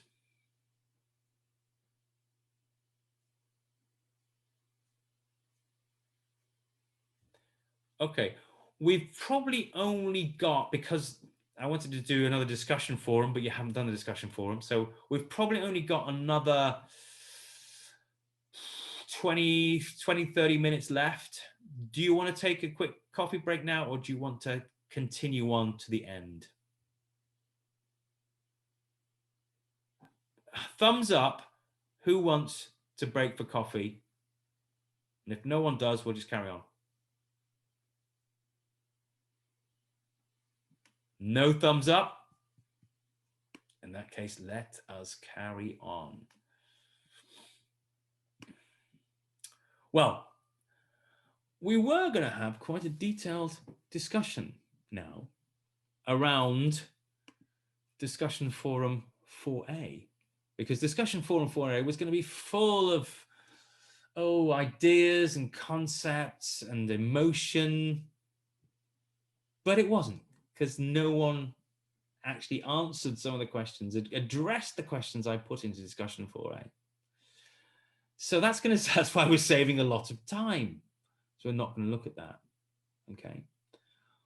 But we are going to finish just by making sure, in summary, you do fully embrace now the holistic nature of campaigning and campaign planning. And to do that, we're going to revisit the example once again of the suites. Yeah, of the suites. Remember, in the second session, I started to look at how theory of change and strategy and everything started to mix in together. Then I said, if we look at the message house, you've come across message house now. You've looked at theory of change. You know what theory of change is now. And we look at action, because that's what campaigns are about. Really looking at behavioral change, as in people act in a different way, ultimately. Yeah, people being aware, well, that's nice, but just being aware, does that actually help them do something I want them to do? And understanding what objective we're trying to achieve, what impact we're contributing to, and what change we want is key to defining that objective, ultimate objective, which we do, we do SMART and all that sort of jazz. Yeah. To do that, an iterative process. I think Maria asked the question of this in the first time round, in the first session, that the analysis of your audience, yeah, Pastel, SWOT, power interest matrix, yeah, examining your audience and where they are, how they live, how they relate to you already, yeah, is the analytical part, and that goes in a symbiotic relationship with your objective setting. You may have an initial objective, you do a degree of analysis of your audience, you might think, actually, I want to subtly change my objective because actually I now think the audience is subtly different to achieve my objective. Yeah. So they are symbiotic and iterative, these two processes. Looking at, I'll just bring, I'll bring all this up here, actually. No, I'll go back. Sorry. Let me go back. Strategy starts looking at outcomes and outputs in your theory of change. Yeah, what are our outputs going to be? What outcomes do we want to achieve? Yeah. And with that, we start looking at the reaction and communication around a message house and themes. Your themes in your message house. What are those three key themes? And therefore, what, you know, where do I build up from there? Just to clarify, which we put up last time, is your policy objective, your strategic objective is where impact comes in. And your communication campaign objective, it's about communicating strategically, is where your outcomes come in. So there's a subtle difference between that. Your outcomes are contributing to overall impact, which is a strategic aim. So that is quite an important one. That's why it's come up again. But in terms of strategy, this is where most of the action is. We need, as part of our strategy, to build our complete theory of change, and considering the reaction and communication we have to do, what is our message and what are our themes? So the key bits there really are your theory of change and your message house. Yeah, the crux. Let's say that little cross there. This is fundamental to your strategy. And even at this point, I would say even at this point, it's still to a degree iterative and symbiotic with your objective setting and your analysis. Even at the strategy stage, when you've got your theory of, you're starting to define your theory of change, you may decide when you're defining your theory of change, you may need to go back to your objective and go, I need to check that my objective will not work. I cannot achieve that objective. Because now I've started to think about the strategy, it's starting to bring up some constraints, some restrictions in the way I actually try and hit that objective. So even at the strategy stage, you may have to go back and tweak with your objective. It's probably unlikely, objectives and analysis area, yes. Strategy less so, but it's still possible. But you could actually, I need to change my objective, or I need to do some more analysis. So I haven't got enough information about my target group, my audience, to do this strategy. So it's still an iterative process. As you get down to implementation, yeah, which is where we're really starting to talk about, okay, your message house, you've got your themes. What information, stories, and examples do we need? And therefore, how do we resource, yeah, and create content, activity, yeah, to service that strategy? This is what am I going to do? What am I going to need? Yeah, information. I go, yeah, information. Where do I get the information from? How do I source it? Do I need to go? Do I need it at a certain point to even go and find out information? Do some research as part of my implementation? Possibly. Yeah. At this point, really, you should be very, very solid in where you're going. Your objective should now be set. Yeah. You've done your analysis. Your strategy is fairly solid. Yeah, you've been through the iterative process. It's very solid. Your implementation, by and large, your implementation should not really be affecting, you shouldn't really need to go back and have to change your objective at this point. Yeah, it's fairly set in stone, unless you've done something very badly wrong. Okay, and you're starting to build up. Yeah, what are my inputs?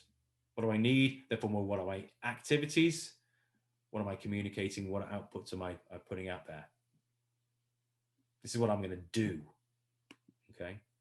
And then finally, as we've been discussing today, is your scoring. And your scoring predominantly are looking at impact, outcomes, and outputs.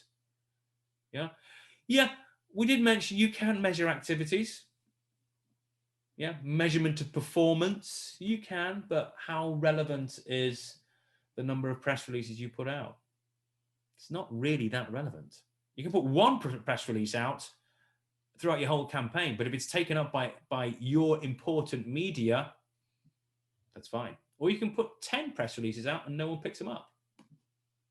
So activities and inputs less valuable in the scoring and evaluation part, as we've discussed throughout today. Okay. And holistically, this is where it all comes in. These are all mixed in together. Yeah. Because I'll just go back a bit, actually. Yeah. As I've said, objectives analysis, iterative, symbiotic. Objectives analysis and strategy, yes, still can be to a degree iterative. You may have to go from strategy back to objectives and go, I need to change stuff. Once you get implementation, you're kind of locked in. But even your scoring, oddly enough, your scoring is something you have to consider very, very seriously right at the start, at the objective level, because your objective has to be smart. No use having an objective which you can't measure. So this is why I say this is a very holistic process, that none of these can really be taken apart and dealt with on their own. And if you do it correctly, every single element of your campaign planning process can be linked to another. Never should you be going, we're going to go, let's get straight stuck into the implementation. Let's have some fantastic content. Let's have some fantastic tactical events or whatever. But it's not, if it's not built into this holistic campaign planning process, you're just, as Sun Tzu said, you're just making noise. Might be even nice noise. People might like it, but are you actually achieving anything that you wanted to achieve as part of a strategic goal? Certainly. So it is a very holistic process. Is everybody happy with that? Hopefully that summary, but giving you the idea of the way I see it as a purely holistic, iterative, symbiotic process.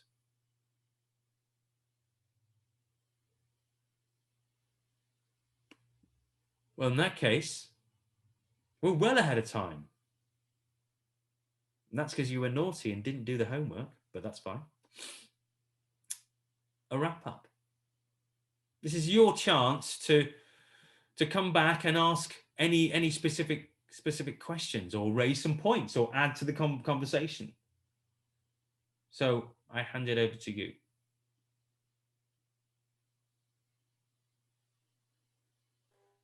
Can you give us some, Maria speaking, can you give us some ideas in the cases where we are not sure whether the impact that we have induced or actually that has been triggered is attributable to our actions, and in the cases where actually we are not sure? Yeah. That's quite a good question, actually. I think the first thing you've got to be quite critical, you've got to apply a degree of critical thinking. If you run a campaign, and I can't give you a specific example, or can I? Well, I can give you where it did.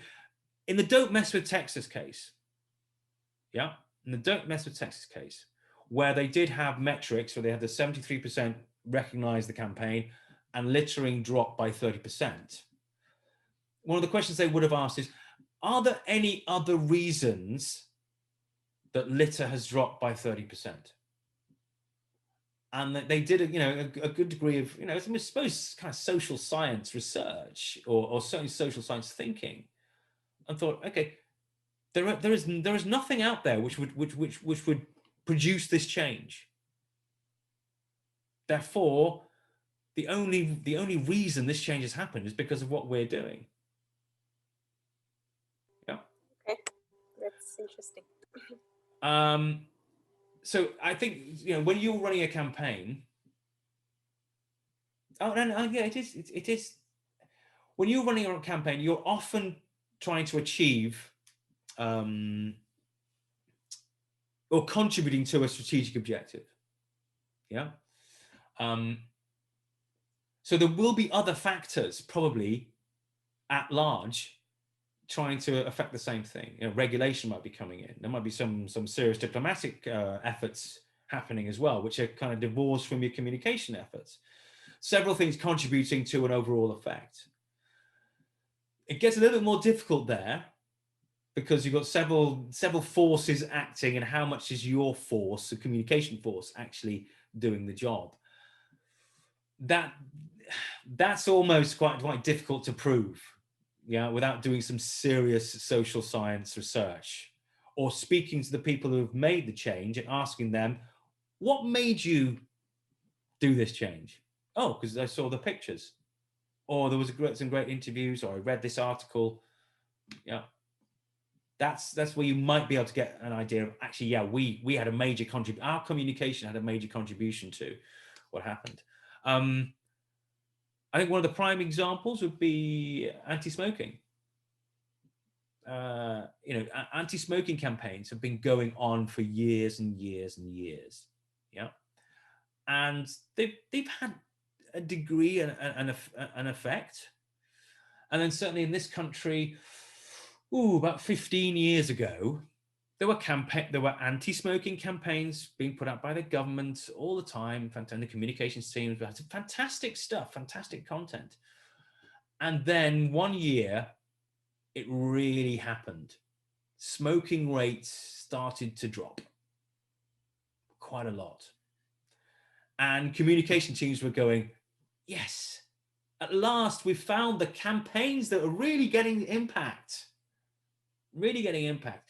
But of course, that wasn't the case, because it happened to be the same year that legislation was brought in to prevent smoking in public places. So when they look back and could look at, you know, the impact of their campaign, yes, it had an effect, but it wasn't any more effective this year than it was last year or in the previous years. What had really encouraged the change had been a law brought in. So the communicators could go, well, we'll evaluate, but we have to take into account that the effect of our communication, you know, was only a certain percent. And the majority of the force of behavioral change was brought in by solid legislation. So there's an example where you have to look around and go, yeah, look, things have changed because of it's because of that. That's not what we've done. That's what someone else has done. So maybe sorry, finish. I am that. Yeah. No, I just wanted to say that maybe in that case, we can go back to the pastel and actually, the point on the legislation is quite absolutely. That's a major element that we should have been able to identify in advance. Yeah, that's a very good point. Yeah, what is the current legislation? Is there new legislation coming in? Yeah, and you might even get to the point, early on in your analysis, you might think, actually,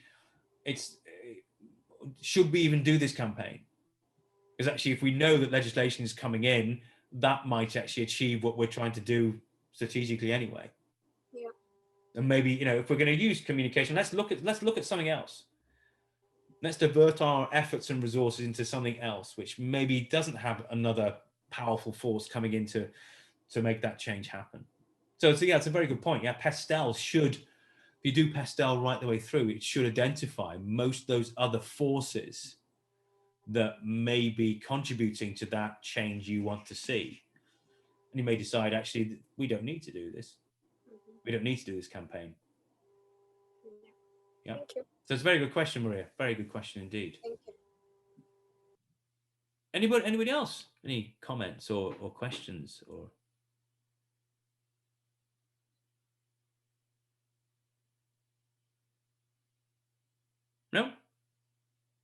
Okay. What's next? What is next? Well, I'll tell you what is next is campaign planning framework, which is on the LMS. I'm just going to bring this up now. This hopefully is for you to take away. Let me just go and find it. It's where is it? Where is it? Where is it? Where is it? Where is it? There we go. There we go. Let's open that. This is basically something you can just take away if you're ever running a campaign. Yeah, it's a quick sort of checklist for you to work through, all based on what we've talked about. So, you know, strategic goal, objectives, yeah, analysis. Some of these questions, they're not exhaustive, these questions. Yeah. Power interest matrix, strategy, theory of change, a basic theory of change diagram, which you can fill in. Yeah. So again, going back to your message, always going back to your message. Themes, you know, implementation. Yeah, you've seen that before just in this session. Yeah, and through the scoring and evaluation. Yeah, basically asking you questions as you go through your campaign planning process, which you can fill in, yeah, on there. So it's just an aid memoir, or you know, a bit of to assist you in building campaigns. Yeah, you might find it useful, you might find not, but it does cover all the stuff that we have done over the last few sessions. So you have that. It's on the LMS. Go and just download it yourself, and you know, use it as and when you want to. Okay. So that's my gift to you, because I'm just a nice guy. Post-training survey. Now I'm aware that not all of you did the pre-training survey. So in terms of evaluation, that's causing me a few problems because I haven't got much. My benchmark has not been set very well. So I think I only got 2, maybe 3 pre-training surveys. Never mind. That's my problem. But post-training survey, yeah, once again, on the LMS, click on the link, and there you go. Objectives and some questions just about the training. Did you like it? Did Jem seem to know what he's talking about? How did you find the learning management system? You know, because I just think the learning management system we're using now is very new.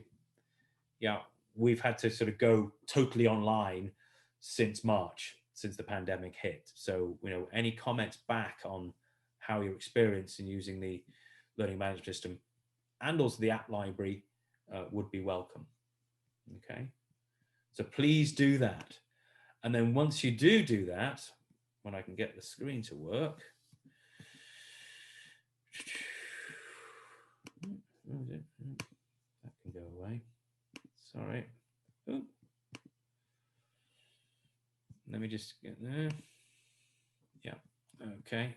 In terms of what's next, certificates. When you have done your post-training survey, you will be able to download a certificate from the LMS.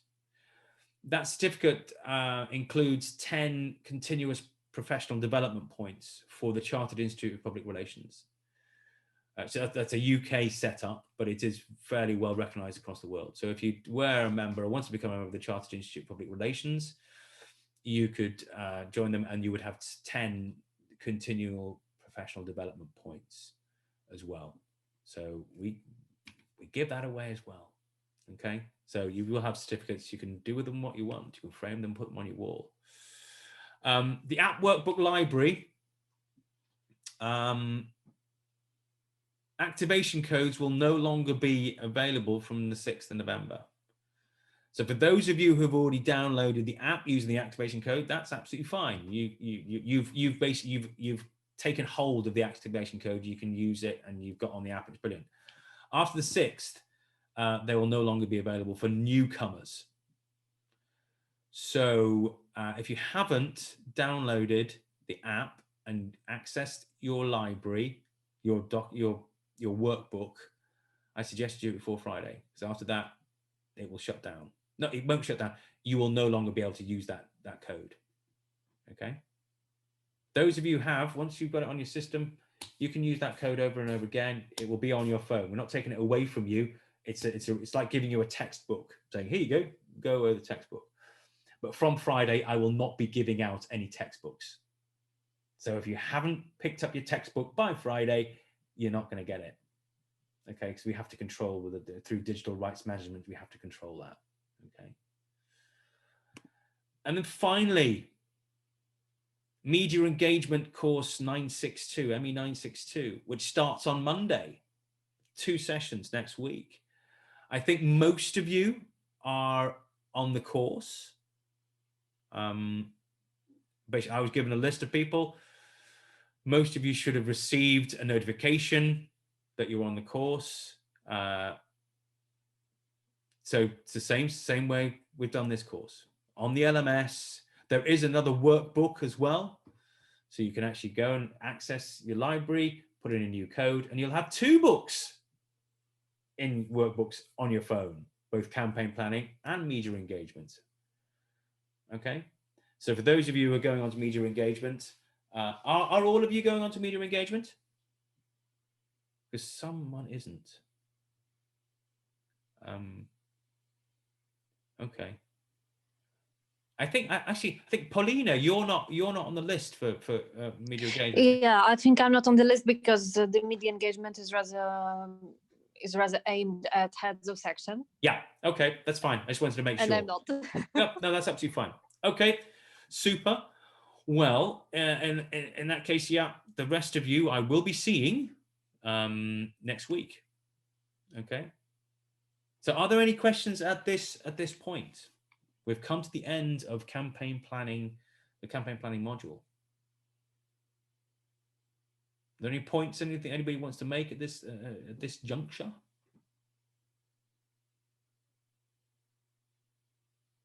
Okay, I always ask 3 questions at the end of training. Can you would it be possible to put your cameras on so I can see you? It's much nicer for the instructor. Okay, excellent. Normally I do this in a classroom. Obviously, we're not doing it in classrooms at the moment. I have 3 questions for you. I know it's difficult. Online is not the same as classroom environments. I know that. But the 3 questions are: have you enjoyed the course? Yes or no? There are sort of nods going. Yeah. Okay. I know it's online is not as enjoyable. I know that. Yeah. Okay. 2, have you learned stuff from this course? I know some of you are quite experienced in comms. Have you learned stuff from this course? Well, because that's the whole point of teaching stuff. Great. That's brilliant. Okay. And 3. So therefore, do you feel more enabled to take this learning and use it in your professional life, in your work? Yeah. Well, yeah. Good. So we have achieved something, which is great, which makes me feel good. Yeah. Excellent. Okay. Well, with that, I'm going to let you go. I'm going to let you go and look forward to your weekend. All of you, except for Paulina, I will see next week for media engagement. Please get on the LMS, download the workbook, do all that sort of stuff. I downloaded it already. So you downloaded what the media engagement one? Yeah. You're not even on the course. Yeah. Oh, Paulina, actually, if you are available at those times, and if you want to join it, I think it should be possible. We can discuss them. Yeah, I would join. But the session which I would like to definitely join is crisis management session. I don't know if you will be as well covering it yet. No, I'm not covering crisis management. I think Portland are covering it, or Ecom are covering it. Even though I do crisis management. In fact, the last time I was in Ukraine, which was in February, I was doing crisis management for the Ukrainian government. Actually. We had a really good. We had a day's session on crisis communications, and then we had a day's exercise. Great fun. But I'm not doing that, I'm afraid. For the secretariat of the CABMIN, right? Or for the ministry? It was for the. It was all around cyber. So we had several agencies involving cyber attacks and communications during cyber attacks. Okay. Okay, Paulina, what I will do is I will include you. I will enroll you on the LMS as well. Thank you very much as well for conducting these lectures in a very difficult environment with such a students who are not really always available. No, I get that. I fully understand it. You're very busy, so thank you for taking the time to engage with with the process. It helps me as an instructor when delegates are actually engaged in the process, and I do appreciate it's not the ideal way of doing this. I'd much rather be there with you in a classroom, but we try as we can. Okay, so Paulina, I will make sure that you are engaged on the LMS as well. Thank you, Paulina, ME962. Great. Okay, everybody, I will let you carry on with your day. Thank you very much for your time, and I'll see you all actually next week. Don't forget, get on the LMS, download your workbook, and we'll start on Monday looking at media engagement, which is predominantly how to deal with the media, and especially when you've got a camera or a microphone up your nose. So yeah, super. Thank you. Thanks a lot. And yeah, sorry that we're not as many and not as diligent as we would have wished to, but it was still a great training. And yeah, I mean, I learned a lot. So, and I think our colleagues also did. Great. Also, those who were only there for half of it or a third of it, or yeah. Yeah. Okay. Well, the ones that were there. This will be on the video will be on the LMS later on today or tomorrow, so they can always catch up and have a look at that if they want. Yeah. Great. Thank you very much, everybody. Thank you. See you next week. Thank you. Thanks. Bye now. Bye. Bye.